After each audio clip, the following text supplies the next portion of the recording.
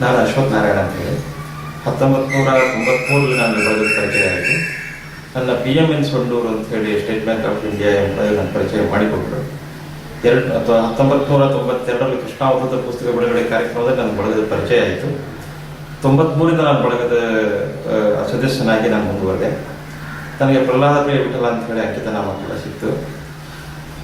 ಬಳಗಕ್ಕೆ ನನ್ನ ಪರಿಚಯ ಆದಾಗಿಂದ, ಗುರುಗಳ ಸೇವೆ ಮಾಡಲಿಕ್ಕೆ ಶುರು ಮಾಡಿದಾಗಿಂದ ನನ್ನ ಆಗಿದ್ದ ಬದಲಾವಣೆಗಳು ಪವಾಡ ಸದೃಶವಾಗಿಯೇ ಇದೆ ಸಂತೋಷ. ನಾನು ಬಳಗಕ್ಕೆ ಪರಿಚಯ ಆದಾಗ NTTF ಅನ್ನೋ ಒಂದು ಕಂಪನಿಯಲ್ಲಿ ಒಬ್ಬ ಕಾಂಟ್ರಾಕ್ಟ್ ಬೇಸಿಸ್ ಎಂಪ್ಲಾಯಿ ಆಗಿದ್ದೆ. ಇವತ್ತು ಗುರುಗಳು ನನ್ನ ಈ ಸ್ಥಿತಿಯಲ್ಲಿ ಇಟ್ಟಿದ್ದಾರೆ ಅಂದರೆ ನಾನು ಒಬ್ಬ ದೊಡ್ಡ ಉದ್ಯಮಿ. ನನ್ನ ಕೈ ಕೆಳಗೆ ಸುಮಾರು 32 ಜನ ಕೆಲಸ ಮಾಡ್ತಾರೆ. ಇದು ಗುರುಗಳ ಅನುಗ್ರಹ.